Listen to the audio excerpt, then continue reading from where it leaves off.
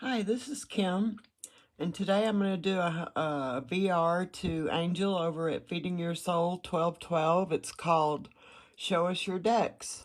There's 15 prompts, and I'll get right into it. The first prompt is a deck you want to use, but for whatever reason hasn't seen any playtime on your desk. And for that, I chose Deck of the Odd. Let's see if it tells who that's by. No. I just haven't used this deck at all. I bought it, I did a walkthrough on my channel, and I tried to use it, but the artwork doesn't really go with what it means. It comes with a little guidebook. You get 1 page per card, but the artwork just does not match what the meaning of the card is. And it just doesn't resonate with me, so I haven't used it at all. I've had it for at least a year or two, and I've tried to use it, but just doesn't resonate. Like that one's okay. 3 of Swords, you know, it means pain, heartache, 3 swords through the heart, of course. But 6 of Wands, how does that mean, the 6 of Wands? I don't see anything that represents the 6 of Wands in that. That just doesn't make sense to me. The 6 of Wands is about being recognized for something you've done. That just doesn't make sense. None of the cards seem to. I've went through the deck, I've looked at it, I've looked at the guidebook, and all the guidebook says is, it lists what's on the card. It would say there's 6 coffee cups full of coffee, a child with whatever that is above its head, and that's all it would say. It wouldn't try to tie in the card with the message. So anyway, this deck hasn't seen any playtime on my desk. So that's my answer to prompt number 1. Deck of the Odd. Prompt number 2, the 12th deck on the right on your tarot shelf, and for me that's the deck of Who, or is it the deck of Why? Oh, the Tarot of Why. Comes with a little card here. Here's the backs, and I haven't edged mine. This is a neat little deck. It's different. I haven't seen it on anyone's channel. It's kind of got a glossy cardstock, and it reads real good. Looks like it's a hand-drawn deck.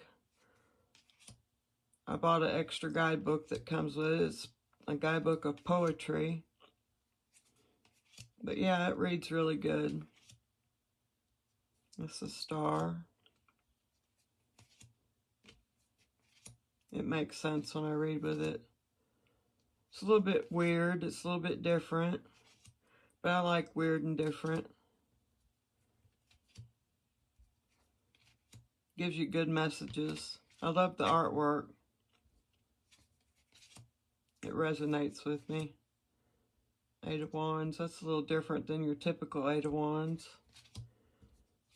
So that's the Tarot of Why. My 12th deck on the right in my tarot shelf. Next up is a deck you're thinking of rehoming, and for that is the Chinese Oracle. And I'll show you why I want to rehome this deck. It's got a little guidebook with it that's all the languages. So I think it's Lo Scarabeo. But you just get a picture of the card.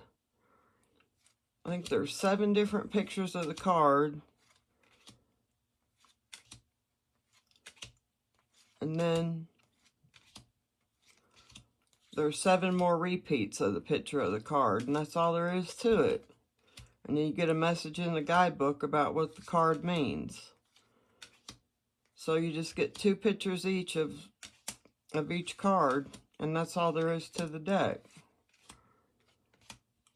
So I'm thinking of rehoming that one. I colored them. Half the cards black, half white. There's nothing to that deck. I'm going to rehome it. That's the Chinese Oracle. Next up is a deck you don't store in its original box, and why. And this is the Vintage Tarot. And this is the only deck that I don't store in its original box. All my decks are in their original box. I don't store them in bags. I keep all mine in their original containers. Here's the backs, and I edge mine in a brown. But the tuck box was falling apart, so I stuck it in a little bag. This is the only one I keep in a bag. I like to keep mine in their original boxes so they keep their shape. But this one, it doesn't have any titles on the cards. This one's a little difficult if you don't know your cards. I liked them without the titles. But if you don't know your cards, it can be difficult for a new reader. It didn't bother me. But yeah, this is a cute little deck. I keep it in a bag. And it's my only tarot deck that I keep in a bag. It's the Tarot Vintage. I got it off one of the print-on-demand sites. I don't know if it was Make Playing Cards or one of the other ones. I can't remember. I've had this one for a few years.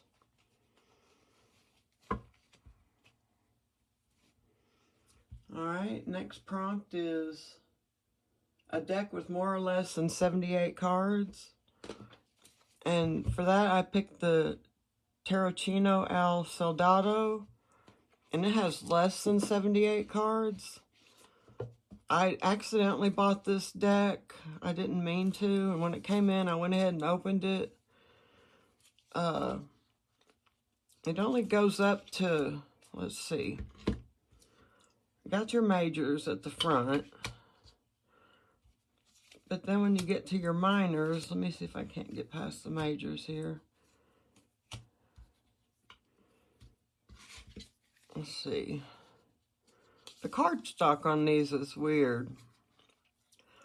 When you get to the minors, it goes from 1 to 6.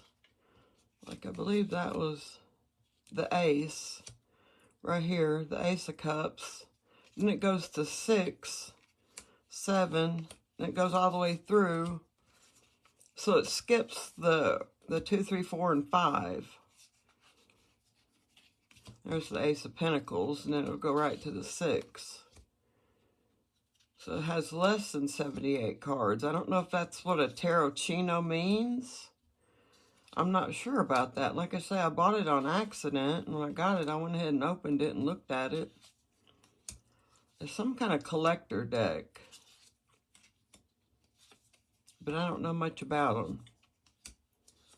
See, the swords go straight to the 6. But anyway, that was one with less than 78 cards. I love the cardstock on it. It's awesome. It's a glossy, but it seems like it would be a matte. That's my answer for a deck with less than 78 cards. Next up is a deck with clouds on the box. And this one has clouds on the box up here, and it's Majestic Earth. Got some extra cards in it. Let's see, what do I got here?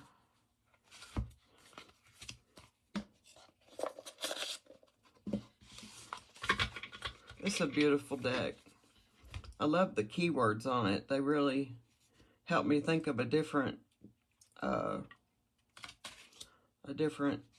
description for the card. It helps me think outside the box, because I tend to hone in on a keyword and tend to get stuck on it. So this one helps me to think of it in a different way.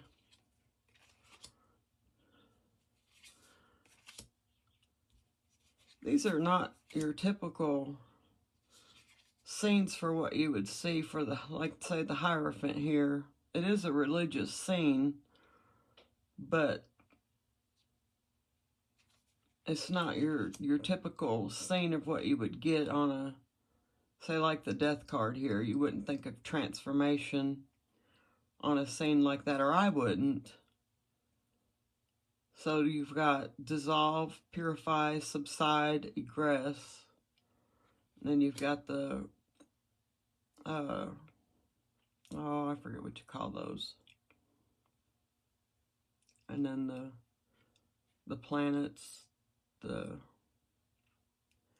oh, I'm getting tongue-tied here. I can't think of what you call them. The elements on there as well.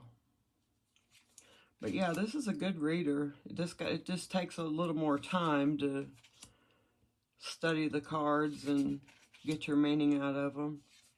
And this one is out of print. I apologize. I just had to have a deck with water on the box.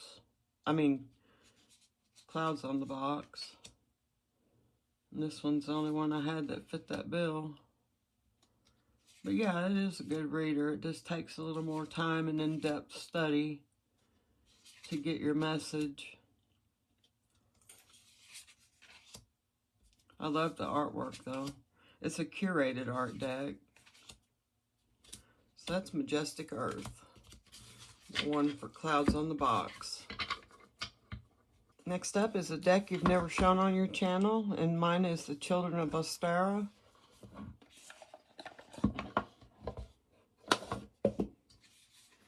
It comes with a little guidebook. I think you get 2 pages for each card.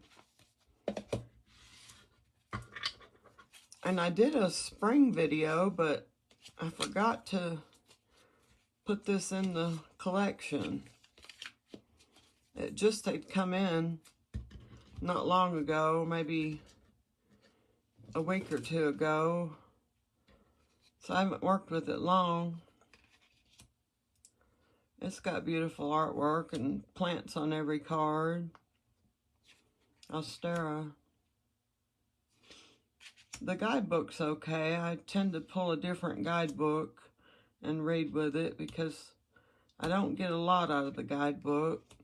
It does steer me in the right direction, but I want a little more than what it gives me. So I pick up other guidebooks and read to go with it when I do read with it. It's a beautiful card. 2 of Cups. I love the colors and the black background and how the artwork pops on it. It's a good reader. I haven't had it long enough to do any real in-depth studies with it. But yeah, I love it. It's got a soft matte touch. Feels like silk. But it shuffles good. It doesn't hinder the shuffling. So that's the Children of Ostara. Next up is a deck with another animal besides a lion in the Strength card. And for that, I picked the Orion's Tarot. And it's got an elk. Is that an elk? A deer? Or I'm not sure. But it's not a lion. And I love this deck. It used to be my favorite deck till one come in and bumped it out of the way. But I love the artwork on this. I love the way it reads. The guidebook explains why they use the animals that they use and how they correlate to the meaning of the card. It's really hard to read without the guidebook. You really need the guidebook. Really sets it in a different realm once you have the guidebook. But yeah, I love the way that it's dark and the way the artwork pops on this. It's beautiful. Beautiful deck, beautiful reader. It's got a matte finish to it, but it's real slippery. It shuffles really good. See how that just pops? So that's the Orion's Tarot.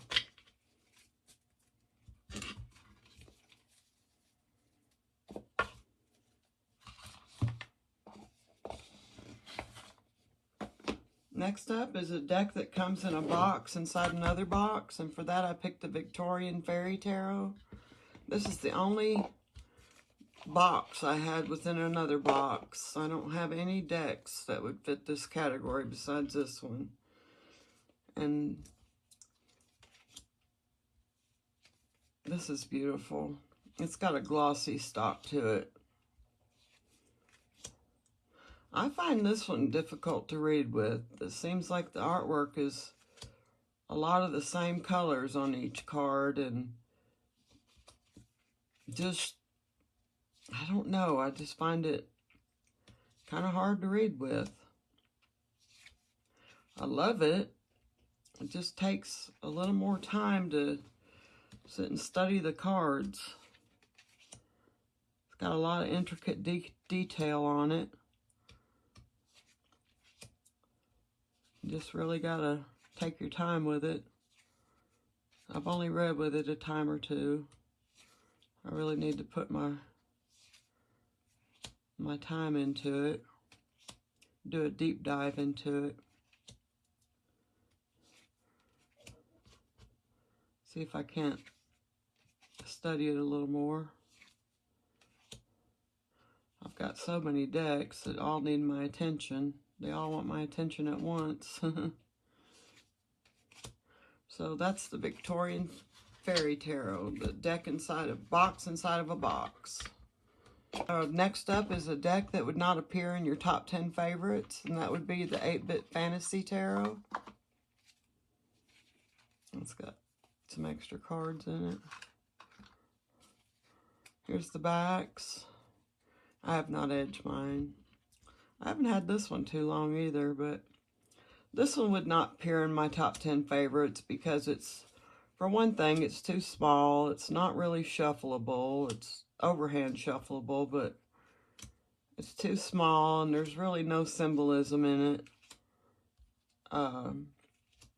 It just wouldn't appear in my top 10. I bought it to go with my miniature deck collection. I think it's cute as a button, cute as can be, and it's, you know, it reads good as an RWS, but it would never be in my top 10. There's only so much you can put on this little card, and it's pixelated. So it was more of a, just to go with my mini deck collection. I think it's cute, and that's the only reason why I bought it. I read with it. It reads good. It reads just like, you know, just any other RWS. So that's my 8-Bit Fantasy Tarot. A deck you associate with the color green, and that would be the Gardens and Goblins Tarot deck.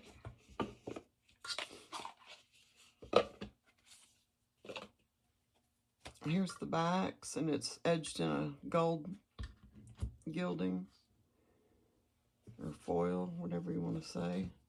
And the reason this reminds me of green is because there's greenery on every card. Some kind of foliage or something blooming. Some kind of fruits and vegetables or trees or hedgery, or there's cactuses. There's something green just about on every card. Something green and blooming. So this was a good one in my spring decks. Everything's in bloom in my garden this spring. Oh, I found my peonies are blooming now. I only got one, but it's the first year it's bloomed in several years. It hasn't bloomed. I've only just got one plant and it's never multiplied. It's got a big old ball on it that's going to bloom this year. I can't wait. I forgot what it looks like. Forgot what color it's going to be. I don't know. Are peonies only one color? I don't know. But anyway, that's my Gardens and Goblins Tarot, representing the color green.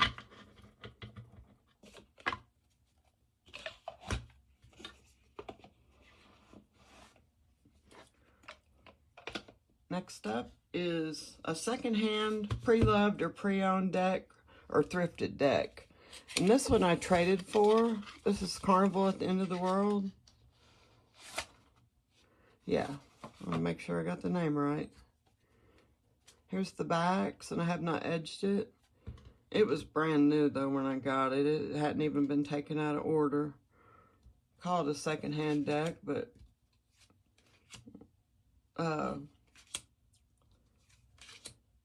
it was still brand new condition. I traded the Abyssal Tarot and got this deck because I wasn't using the Abyssal Tarot. I've not used this one yet either. I got it in, it went straight to my tarot shelf. I looked through it, make sure all the cards were there, and I have not read with it at all. I like the artwork. It's got like a semi-gloss cardstock. I shuffled it. That's about it. Looked at the artwork. Looks like it's going to be a good reader. It comes with a guidebook to help me tie in the cards. But yeah, I've wanted this. This had been on my wish list for a little while. So I'm excited to use it. It just hasn't called to me yet. I'm working with the Children of Ostera right now. But it will have its time. So that's Carnival at the End of the World. My thrifted deck. Okay, next up is a deck in my collection with the most used guidebook. And for me, that's the Tarot Volatile.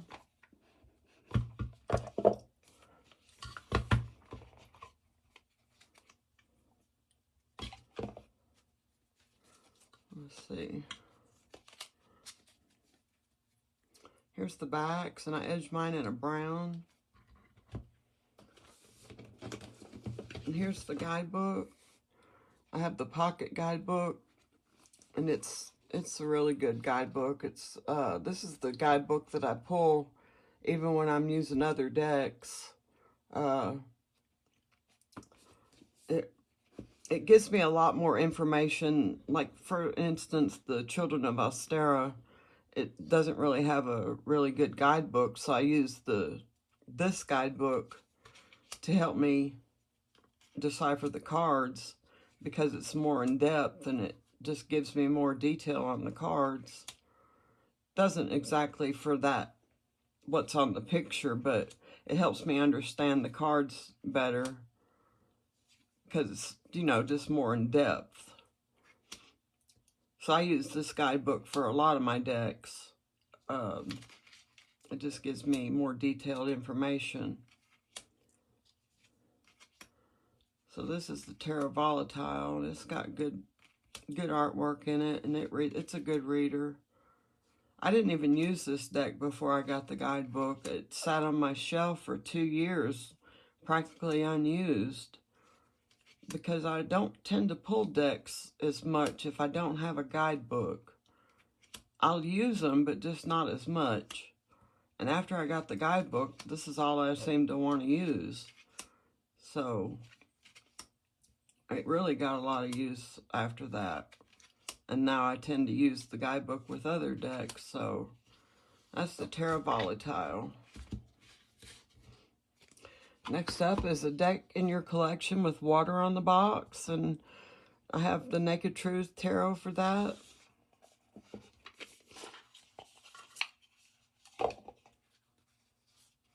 It has a couple extra cards.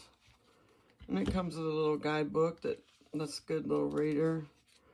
Comes with about a card for each, or a page for each card. Here's the backs, and it's edged in a pink. This has really good artwork on it, the Ten of Cups here. It's on a matte cardstock. And I love this deck. It's a really good reader. I love the artwork. It's a little fuzzy, but can still see the cards pretty good. Not as crisp as some of my other decks, but still reads good.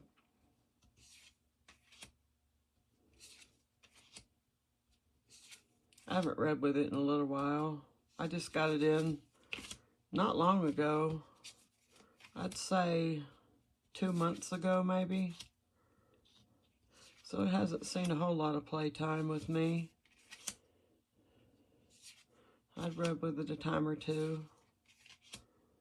And I got some good readings out of it. Wish I could find my favorite card.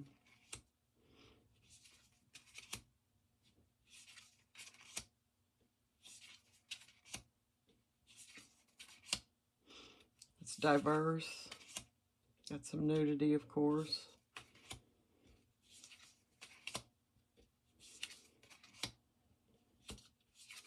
So that's the Naked Truth Tarot.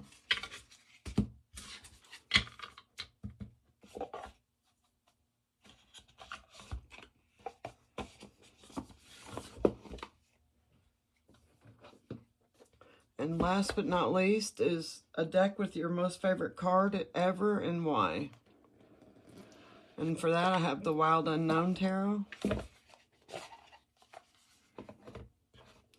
I'm going to have to find it. Here's the backs, and I have not edged mine. Let's see if I can find it. I should have found it ahead of time.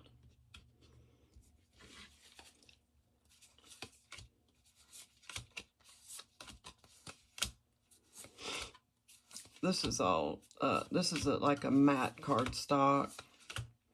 It's a very good reader. This is my favorite deck. This is my soul deck.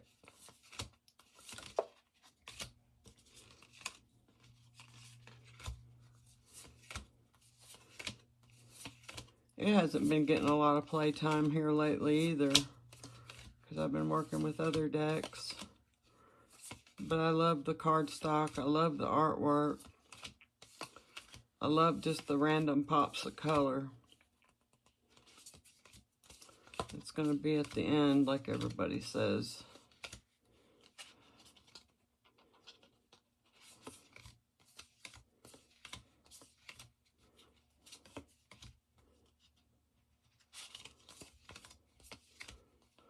I can't really say, here it is.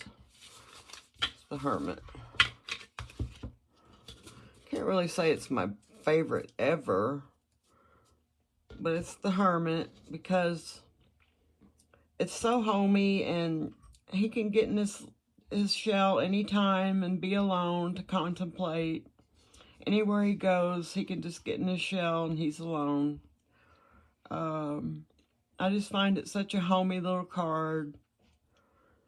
It just gives me all the warm, cozy feelings that I want.